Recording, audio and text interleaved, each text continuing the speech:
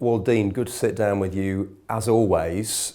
How do you reflect on what was generally a terrific performance from your team on Saturday? You just couldn't quite get the result at the end. Yeah, I mean, disappointment and frustration that we got so close. And we've taken the champions and then the European champions in successive weeks and been in both games. A VAR offside for their second goal at Man City took us out of the game. And then Saturday we've gone all the way with Liverpool. But probably the most disappointing part of it and aspect of the 4 goals that we could, very easily have avoided. So, we know we can go and compete at that level and compete very well, but we also know that our concentration levels have to be, top notch to keep these types of sides out. We often ask you what positives you can take from a display, and the fact that you are finding them every week, including this weekend, has got to give you some encouragement, hasn't it? Yeah, I mean, the fact that we're creating chances against them as well. I mean, we didn't have an awful lot of ball against Liverpool. We didn't have an awful lot of ball against Man City either. But we've created chances against both the teams. Scored a good free kick. Probably should have scored from the short corner. I think Wesley just grazes his head and Bjorn just misses it, just coming back. And then we've had the one with Connor's cut back as well. So we're creating chances against the top teams. Defensively, we're trying to restrict them. Very hard to do with the quality that they have. I thought Liverpool, probably the difference was their fullbacks. I thought they were outstanding on the day. And people have already spoke to me about, well, it's not very often you'll have a left back, flying into the 6-yard box in the final minute to score a header. I remind people, well, we did that against Brighton as well. So, we've got players that can grow and get better. But you're also playing against teams now who are bringing 20, 30, 40 million off the bench. So it can affect games. But a lot of pride from that performance, and watching the game back, I could see Liverpool getting frustrated. They had an awful lot of football. We tried to get it off them, and that's probably the thing that we'll work on and take most from it. That when you are under pressure and have that little of the football in the second half, you've got to take care of it when you've got it. And I felt we gave them back too easy.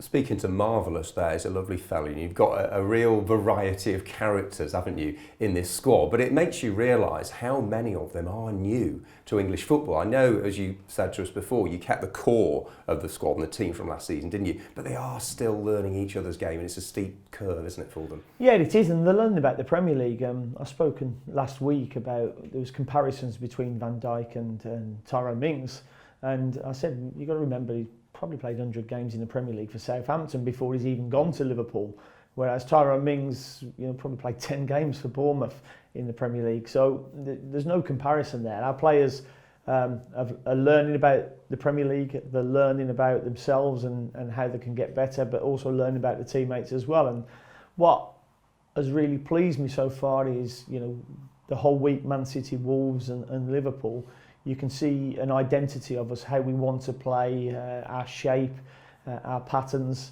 and the more we work on it on the training ground, the better we'll be. Were you pleased for Trezeguet to get off the mark, and what have you made of his performances, and how much more is there to come from him?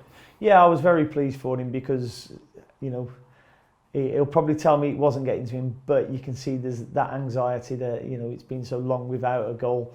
And finally he's got that goal, and well deserved, because I thought his performance was really, really good on Saturday, and Anwar El Ghazi as well. I thought our 2 wide players really stepped up to the plate.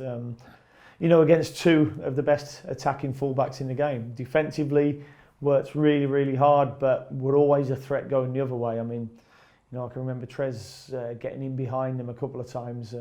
With sheer will and pace. El Ghazi's ran past Henderson down the side, to put a cross in. So really good performances, but they're the levels I want them to know that they've got now, and they're the levels I want going into each and every game. Yeah, you're right. Anwar set the tone, didn't he, in the very first minute of the game? Yeah, he did. I mean, it was a really good chance, and great ball from Tyrone into Trez, and then Wes, I think, put it through to Anwar, and he's got in the end. Had a really good chance in the first minute, and I think told Liverpool they were in for the game. It was a bruising encounter, as they all are in the Premier League. Has everyone come through it okay? Yeah, I mean, Fred had to come off. He got a dead leg. He got it quite early on in the game, but struggled through half time. He was on the exercise bike, keeping it moving, and then it just got too much, so he had to come off, and which was unfortunate. Wes was out of gas, so he had to come off as well. So a little bit unfortunate, but James Chester got 90 minutes in the 23s game, so that's really good for him. So Hotter will be back joining training as well. So we've got a lot of numbers coming back now, and obviously Jack with the dead calf, it just wasn't right to start him. So hopefully he'll be training come Thursday in the latter parts of the week. Yeah, I'm not surprised Waz was out of gas the way he was chasing that ball. And do you know what? But everybody sensed it in the ground. The noise from the stadium when he was doing that was almost like we'd scored. And it gives everybody a great lift when you do that, and just go and chase the opposition down. And his performance was a lot better. The work rate from the team was a lot better. And but that's our new level now. Yeah. Now, in October, you were recognised as a club with a nomination for Manager of the Month, for Player of the Month with Jack, and Goal of the Month for Douglas Luiz. Now, I know you'll say it isn't about individual accolades, but I suppose you take those nominations on behalf of the squad, and does it show to you and reinforce that you are making a mark in the top flight? It does, and you're right, you take them on behalf of the squad, because it is a squad game and a staff game. I was surprised after we just got beat 3-0 at Man City, but I suppose 3-0's not bad there, because most teams get beat 5 or 6. It is a tough place to go, but it shows that we're doing something and we're getting noticed. More important for me is I just want more points on the board.